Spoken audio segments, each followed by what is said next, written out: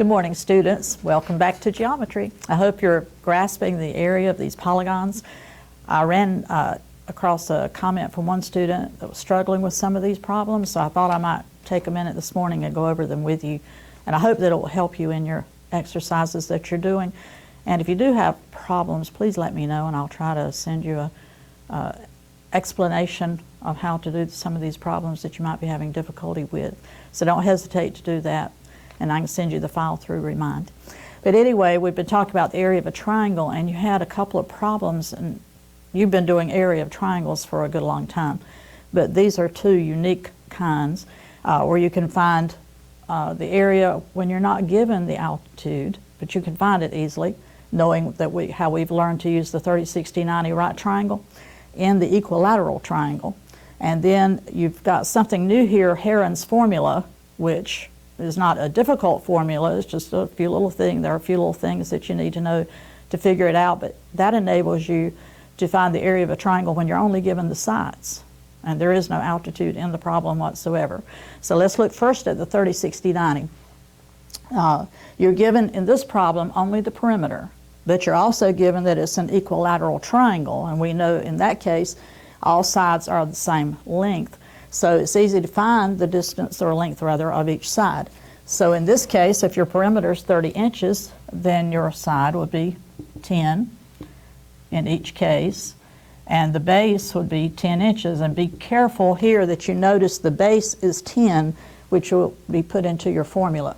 The other thing you can know now or remember is that in this, when you draw a CD, altitude CD, in an equilateral triangle, is perpendicular to the base, so you form two right triangles. You also have in the equilateral triangle 60-degree angles. And so this angle here is 60. This one would be 30 because it's been bisected by this altitude. And so now you recognize the fact that in a 30, 60, 90, opposite the 30-degree angle, you have a short side. That short side is half of the hypotenuse. So that means that your short side is 5 inches. Now, the blessing in that is, if you know this, you don't have to do any calculation. You could do it to find h, but you can just remember that you take the value of the short side, 5 inches, and say it times the square root of 3. So h is 5 times the square root of 3. Now you have what you need for your formula. You have the base, which is 10,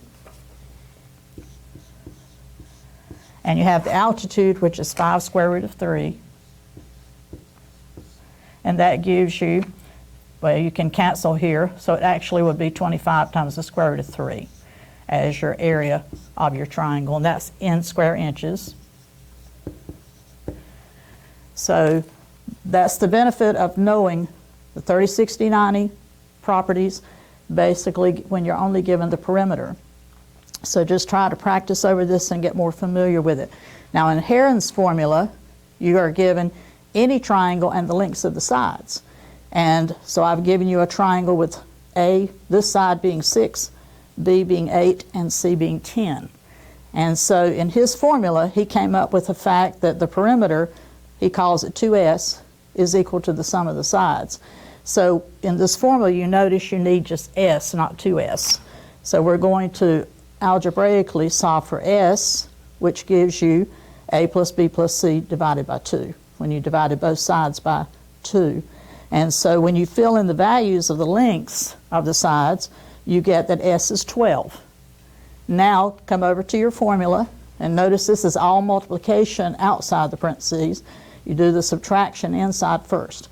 So take your value of S, which we found to be 12, put it in for S in each case, and then put in your lengths of your sides, 6, 8, and 10. Do your subtraction, and you'll find it all comes down to multiplication, giving you the square root of 576, which gives you 24 inches squared as the area of that triangle.